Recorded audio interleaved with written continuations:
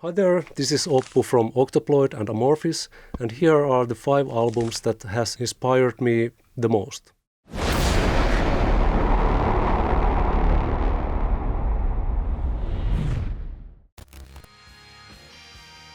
Alright, the first album that inspired me to play was probably AC/DC's High Voltage, which I received as a Christmas present from my older brother. And it was like a totally new world for me. It was, of course, I've listened to rock music before and even digged it. I listened to Elvis, Doors and Beatles before, but still, ever since I got my very first own vinyl album, I had pressure to listen to it as well, since it was a present. Yeah, it was really weird with Bon Scott's vocals at first. It required some listening, but still that's where I got inspiration to pick up the bass and play bass. With those bass lines I started learning how to play it. I think it was Dave Evans who played the bass on that particular album, and yeah, that's the first one which inspired me. It's a long way to the top if you wanna rock and roll. The second album which inspired me was Stone's debut album, Stone. Naturally, after High Voltage, I got into Kiss, for example, and various other metal acts, talking about Metallica, Slayer, and stuff like that. But when Stone was released, it was like a totally new thing for a kid like me, because finally it came into realization that it was possible to play metal music in Finland and be successful with it, and to have an actual album out and so forth. So it inspired lots of kids to play metal music in Finland, and I think Stone is responsible of why there is so many metal bands in Finland. It's a question which is often asked from me in medias, and I think that's one of the reasons, because there was Stone and their debut album, Stone.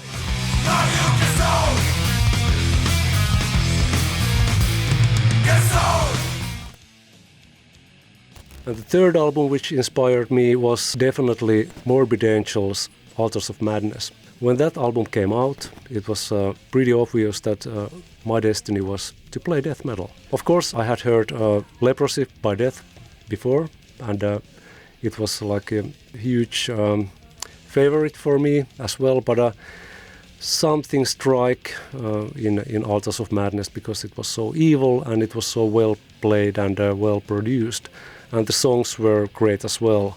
But from that era there are like several other albums which could have been the third one, but I chose this one because for the reasons I mentioned, and yeah, it still stands the test of time, and I could listen to it any day still.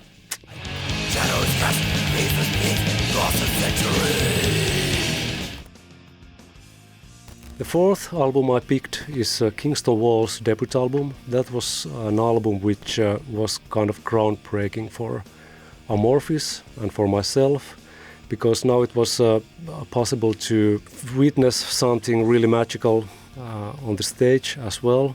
I saw Kingston Wall probably 20 times during the 90s, and saw some marathon concerts by them, maybe 4.5 hours or something, in Munkkiniemi Konepuisto. But yeah, it's a quite obvious thing that Kingston Wall is a band which has inspired Amorphis a lot, and it had a lot to do when it comes to the sound of and songs of Tales from the Thousand Lakes, because then we were totally not listening to metal anymore, and Kingston Wall, among others, they were the bands which inspired us to write songs to Tales from the Thousand Lakes, and therefore it became more melodic and rambling in arrangements.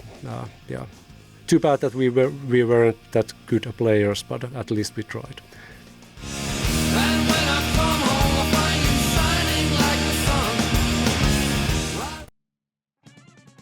And the fifth one is King Crimson's In the Court of Crimson King. It could have been earlier, it could have been somewhere around Altars of Madness, because We were listening to King Crimson, Pink Floyd and Emerson, Lake Palmer back then already, but King Crimson is definitely a band which needs to be on this list. Their debut album, In the Court of the Crimson King, is probably an album which I've been listening the most. It has great melodies and good moods and lots of crazy avant-garde jamming, so it's really diverse album, and probably I would listen to an album like Red nowadays, but still their debut album has a place in my heart as the most inspiring album in prog rock genre.